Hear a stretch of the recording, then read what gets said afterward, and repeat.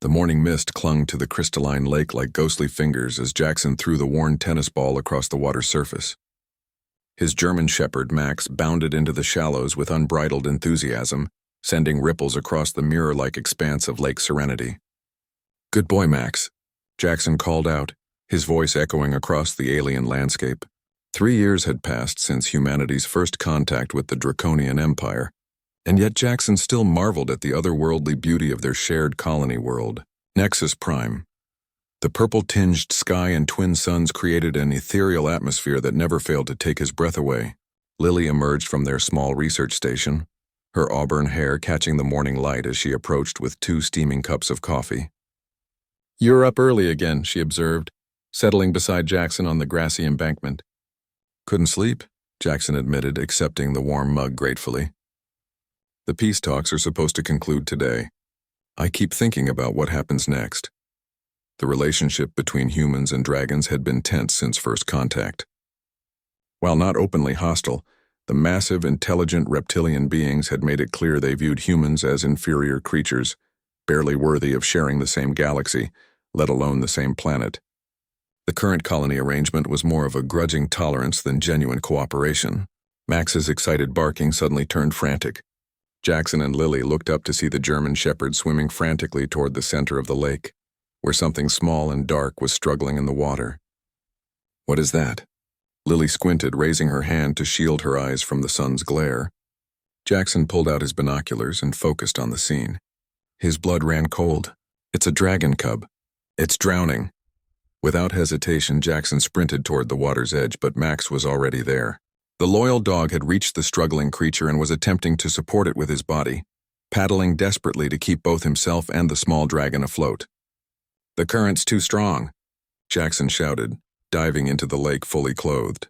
The water was colder than expected, and the alien minerals made it denser than Earth water. Swimming here required more effort, more strength. Lily was already on her communicator, calling for emergency assistance, but Jackson knew help wouldn't arrive in time.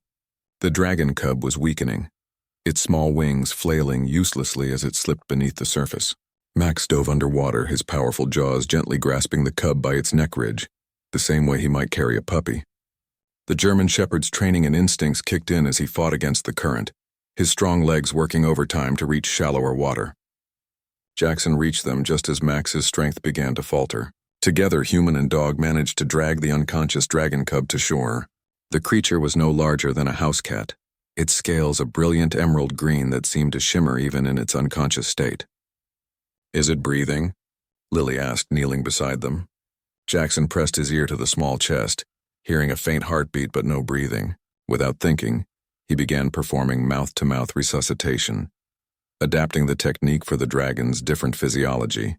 After several tense moments, the cub coughed up water and began breathing again, its large golden eyes fluttering open. The sound of approaching hover vehicles filled the air. Dragon rescue teams were arriving, their massive forms casting shadows across the lake. But Jackson's attention was focused on the small creature in his arms, which seemed to be studying him with an intelligence far beyond its apparent age. Elder Thanemore, the dragon colony leader, landed with a ground-shaking impact. His massive form, easily 30 feet long, approached cautiously, his ancient eyes taking in the scene. Other dragons followed, forming a semicircle around the unlikely rescue party. "The youngling lives," Elder Thanemore observed, his voice a deep rumble that seemed to emanate from the earth itself. Jackson gently handed the cub to its rescuers, but the small dragon clung to his shirt, chirping softly. Max sat proudly beside them, his tail wagging as if he understood exactly what he had accomplished. "Your animal," Elder Thanemore said slowly, "risked its life for our young." "Dogs are loyal," Jackson replied simply. Max saw someone in trouble and acted. That's what good beings do. The elder dragon's expression was unreadable, but something shifted in his ancient eyes. He spoke rapidly in the dragon tongue to his companions, who responded with what sounded like surprised murmurs. "What's happening?" Lily whispered. Elder Thanemore turned back to them, his massive head lowering until he was eye level with Jackson. "Human Jackson, in our culture, one who saves a dragon youngling becomes bound to our clan by the sacred debt. But never has this involved a non-dragon."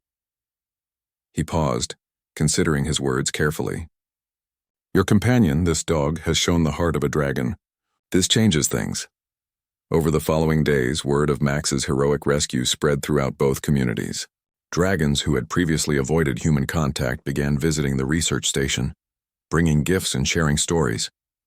Children from both species played together for the first time, with Max serving as an enthusiastic ambassador between worlds. The peace talks, which had been stalling for months, suddenly accelerated. Elder Thanemore proposed something unprecedented, a true alliance, not merely coexistence. If a small Earth creature can possess such courage and loyalty, he declared to the gathered representatives, then perhaps we have misjudged humanity entirely.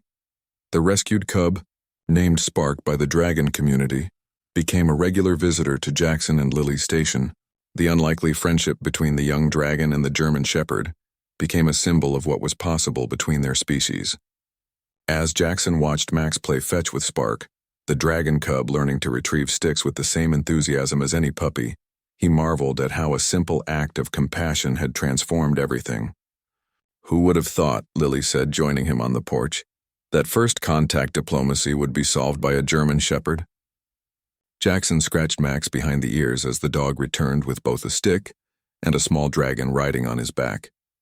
Sometimes the biggest changes come from the smallest acts of kindness, he replied, watching as two species discovered they had more in common than they had ever imagined.